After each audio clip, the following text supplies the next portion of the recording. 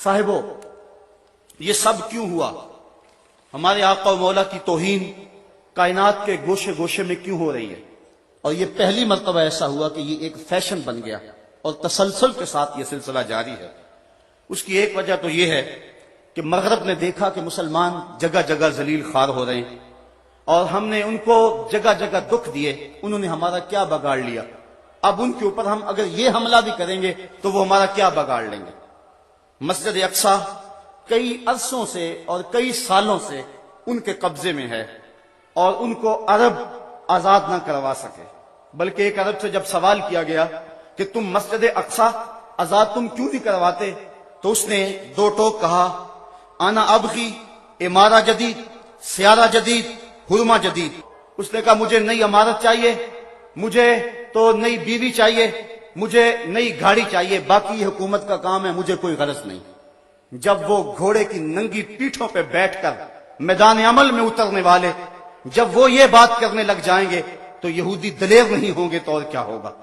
تو یہودیوں نے یہ دیکھ لیا کہ مسلم امہ کے اندر بیداری پیدا نہیں ہو رہی، مسجد اقصی کتنے عرصے سے ہمارے قبضے میں اور وہ کچھ نہیں کر رہے، لہذا اب ان کے پیغمبر صلی اللہ علیہ وسلم پر بھی حملہ کرو تو یہ کچھ نہیں کر سکیں گے۔ بوسنیا، چچینیا، عراق اور دیگر مسلمان ممالک کے اندر ہماری خواتین کی آبرو ریزی کی گئی، ان کی عصمت پامال کی گئی، لیکن مسلمان کچھ نہ کر سکے۔ اس چیز نے بھی ان کو دلیر کیا۔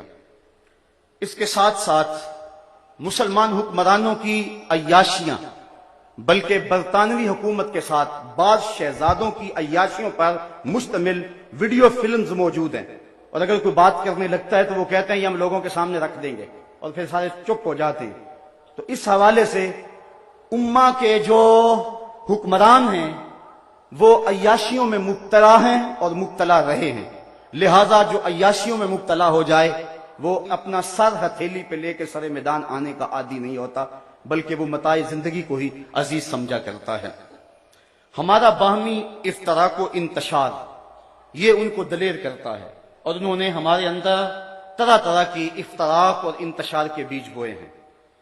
لارنس آف عربیہ، اس نے جب سلطنت عثمانیوں کو توڑا اور وطنیت کے نام سے انہوں نے قوموں کو تقسیم کیا، لیکن تھوڑی دیر کے بعد یہ آپس میں قریب ہو گئے، تو اس نے ایک بات کہی تھی، اس نے کہا تھا کہ اگر میں ان کے اندر ایسے اختلاف پیدا کرتا جس سے یہ فرقہ بندی کا شکار ہو جاتے، تو یہ ایسے اختلاف تھے کہ صدیوں یہ اختلاف ان کے ختم نہ ہوتے۔ میں نے وہ جو صلاحیت وہاں ضائع کی، کاش کہ میں فرقہ واریت ان کے اندر داخل کر کے ان کو باہم آپس میں تقسیم کر دیتا، پھر کبھی بھی نہ جڑ سکتے۔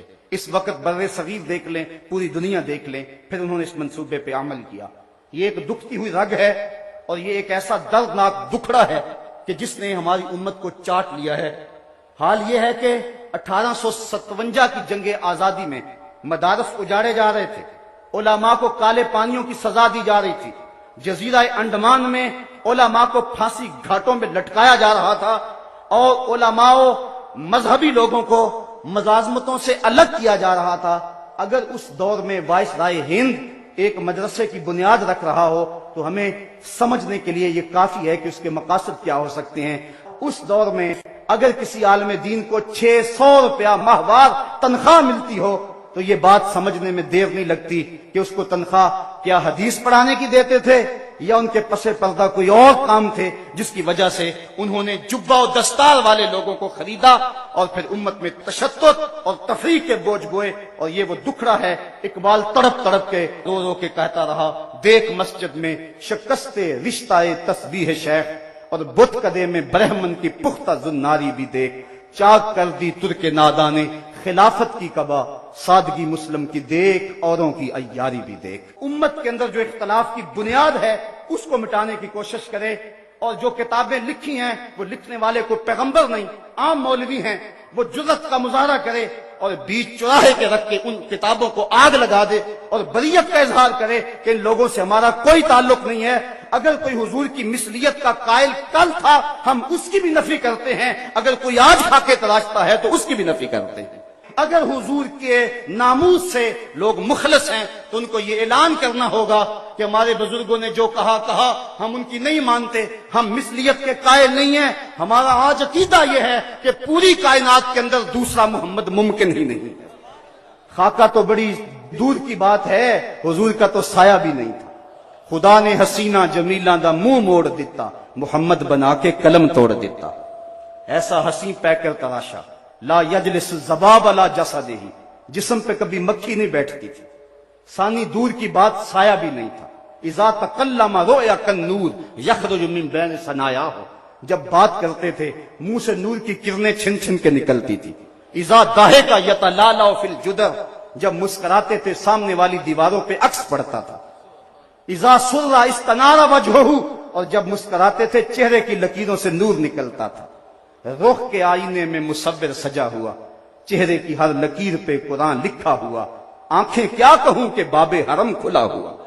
تو ایسا حسین پہ کر تراشا، ایسا حسین نبی کہ کائنات کے اندر حضور کی مثل ممکن نہیں۔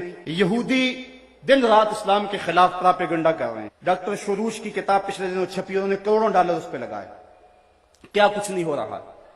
لیکن اس کے باوجود یہ آپ کے لیے خوشخبری کی بات ہے، یہ مایوسیوں کے دور میں، یہ پریشانیوں کے دور میں، جبکہ کلیجے پھٹ رہے ہیں، جبکہ روحیں تڑپ رہی ہیں، جبکہ دل اداس ہیں، جبکہ پیغمبر اسلام کی توہین ہمارے لیے ایک ایک لمحے میں زہر گھول دیا ہوا ہے، اس دور میں یہ بات آپ کے لیے خوش آئند ہے کہ اس وقت ایک محتاط اندازے کے مطابق یورپ اور امریکہ کے اندر ایک مہینے میں 18,000 لوگ اسلام قبول کر رہے ہیں۔